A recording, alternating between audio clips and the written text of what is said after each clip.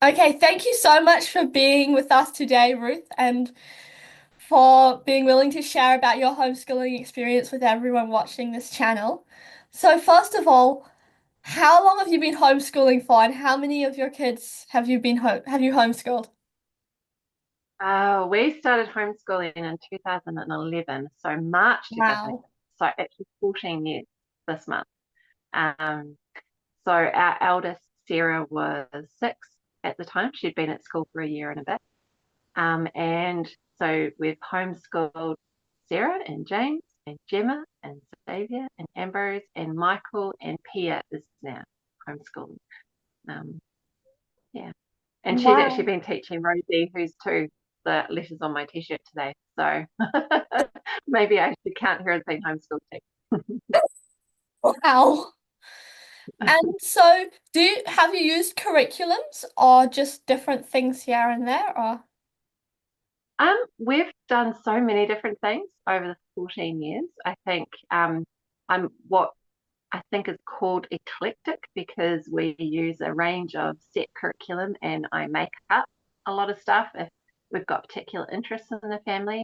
And then at times, like when we've got a new baby, we go to a more unschooling approach where we just enjoy life and look at the learning that we can do around life. So um, we use a whole range of things, and every child of mine seems to have slightly different learning styles or some of them have got struggles and some of them excel at things. So I've gone one curriculum for one and then found something else for another. So yeah, does that? I hope that answers the question. yeah, yeah. And what prompted you to decide to homeschool? Well, we actually thought about homeschooling when we first got married and talked about what we'd do if we had kids and what we'd do for their education and really liked the idea of homeschooling. But both of us didn't have much of an experience of what that looked like in reality. Like we'd come across people, and I think with both of us having gone to school, we had the false idea that those that were homeschooled were just geeks and nerds and socially awkward people was what we kind of had this idea of. Um, and then when it got to Sarah being ready for school, I doubted myself. I doubted that I had the capability or the capacity to homeschool. And so I said to Matt, I just don't think I can do a good job of this. So we sent her to school. And unfortunately, she had a pretty rough experience of school and was very miserable. And after she'd been there for about a year and a bit, we thought, gosh, we need to do something. So we looked around at different schools in our area, and there were a few private options, and we couldn't afford those, or they were very alternative methods. And again, when you're coming from a Catholic perspective, we really wanted the faith to be an important part of their education. Um, and so I started to do some research. Matt was like, put together a proposal for me because he was going away to Mexico on a work trip. And while he was gone, I talked to other Catholic homeschoolers I knew and I read books, which I never do. So that was like, I was just so keen to find out whether or not we could do it. And then he came back from Mexico, and the day after he came back was the big February earthquake here in Christchurch. Wow. And so we ended up having to not be at school anyway for a month because our house got severely damaged and we had to move across the city.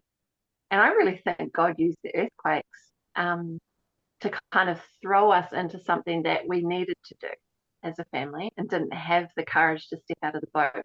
And as an analogy, and he provided the means in that sense. And it also gave us a chance to say to our families that weren't very keen that we were just doing it because of the earthquakes.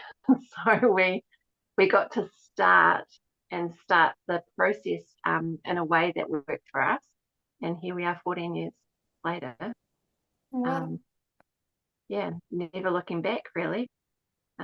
So that's how we got started. God works in unexpected ways. He But does.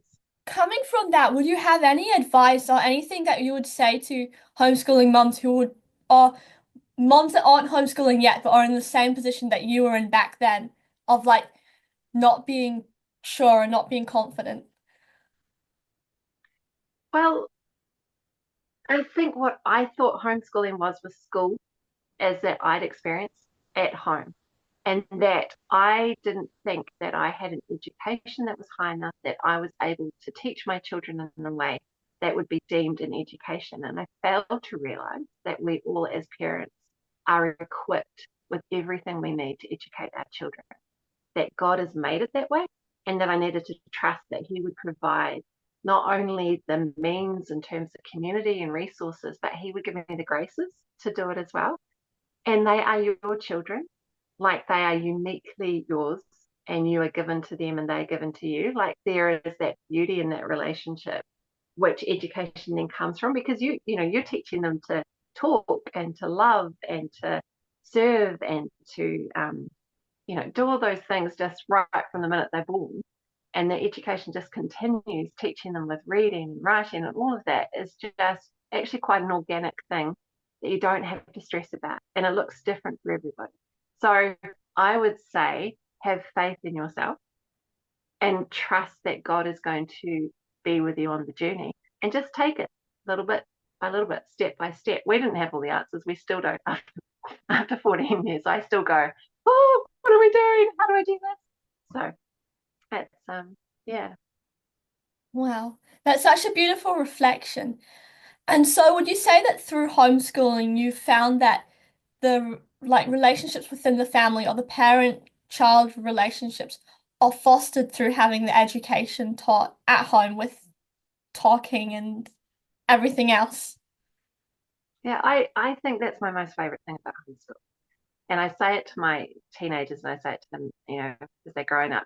I get to see them, like not just see them physically, as in they're in front of me, but I have seen every stage of their development as a person, through their development in their emotional development, through their spiritual development, through their just coming into their relationships with each other and other people. And I get to see them and I get to be a part of that. And that's a really beautiful thing as a mum. Like I often go back to that scripture that talks about Mary pondering things on her heart. Like she would have seen Jesus do so many things on those first 33 years, and she pondered them in her heart. And we get to do that as homeschooling mums. Like I see now, I can look back and see my 17-year-old now, when he was a little boy, some of the things that he did and some of the things he said, I thought, gosh, that's interesting. Like the way that your brain works, the way that you're thinking about things.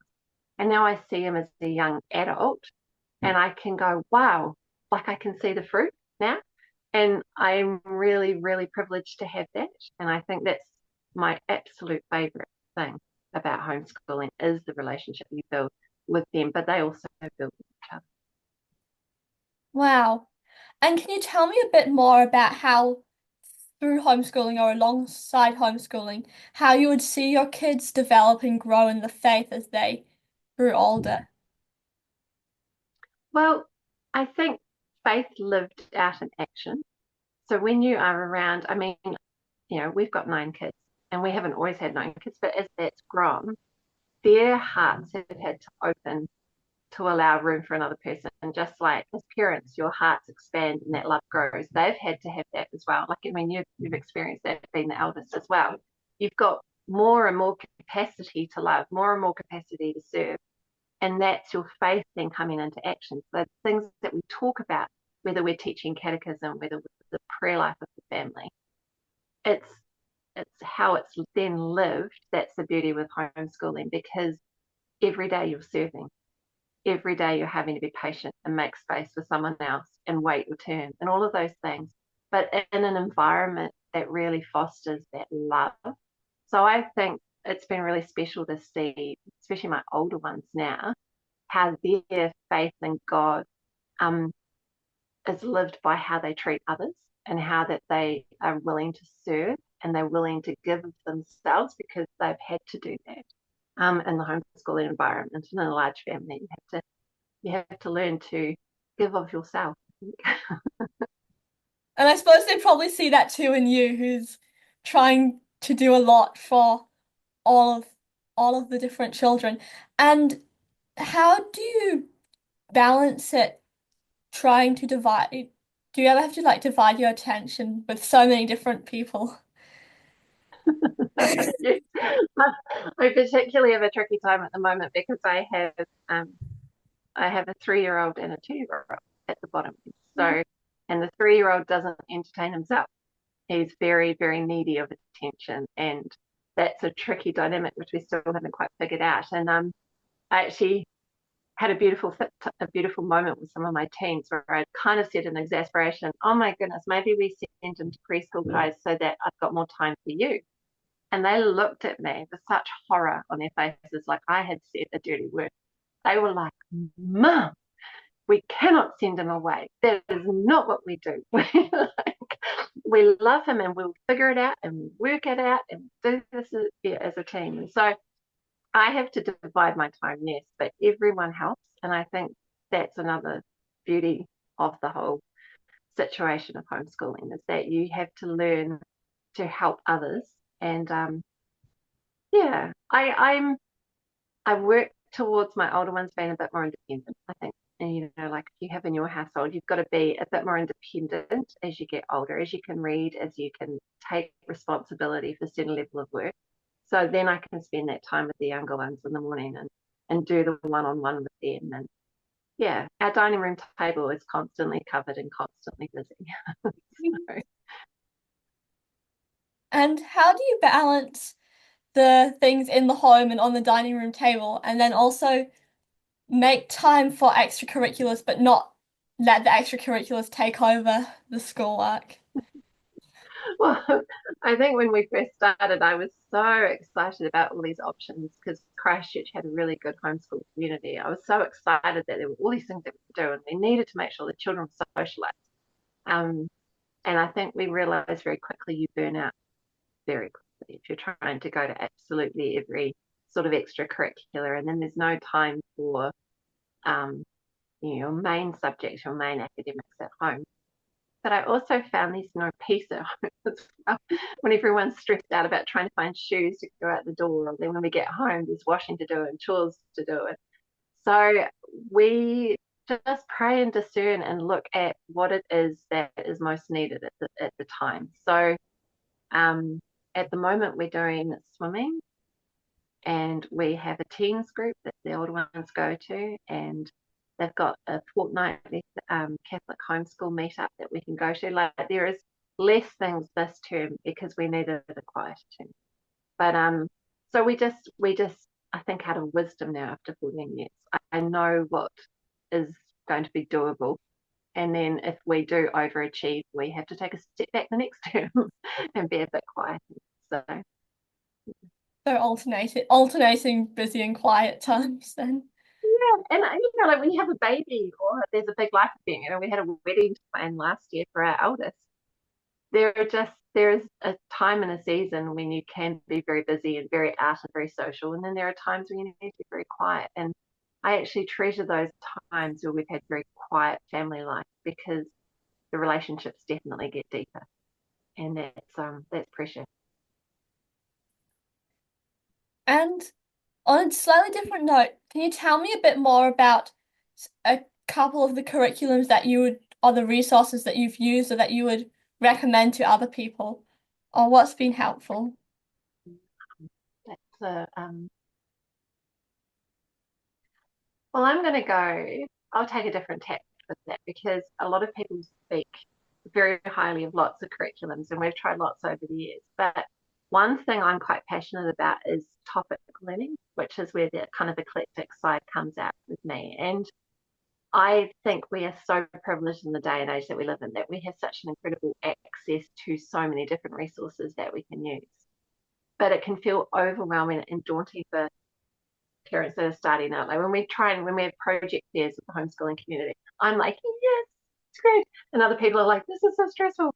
But for me, it's an opportunity to take a child's interest and then scaffold around them with things that they might be able to learn about it and get them industrious with whether they're making things or investigating things or so I tend to use quite a lot of online resources. So we use Twinkle a lot, which is a very basic education tool.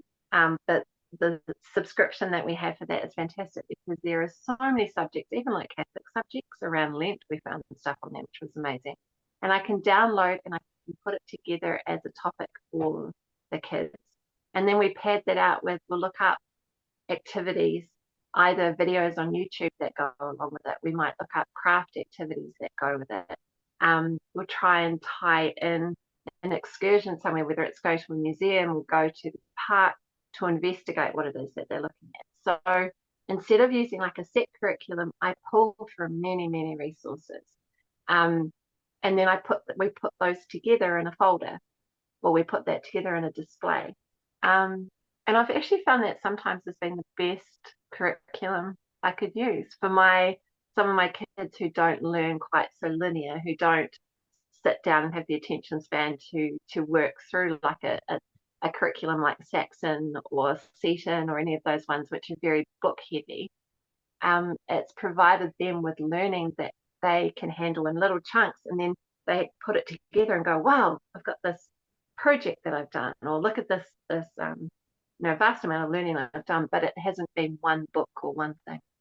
So that to me is something I think out of all the curriculums I use, that's the tool I go back to again and again is using topic studies and learning that way. Wow. And so I think one more question to wrap it up, and then I'll ask you a million, maybe not quite a million. I'll ask you a lot more during part two, if that's okay. But what's your favorite thing and hardest thing about homeschooling?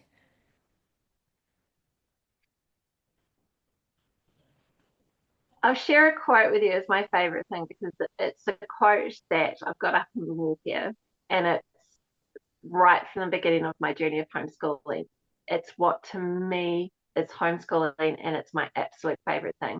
And it's by Holly Perlow, who wrote the book Mother's Rule of Life.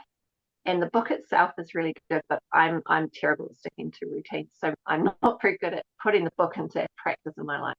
However, this quote from it is very, she says, we are called to bring God to our children's spirits, truth to their minds, health to their bodies, skill to their hands, beauty and creativity to their hearts, and in all this, virtue to their wills and sanctity to their souls.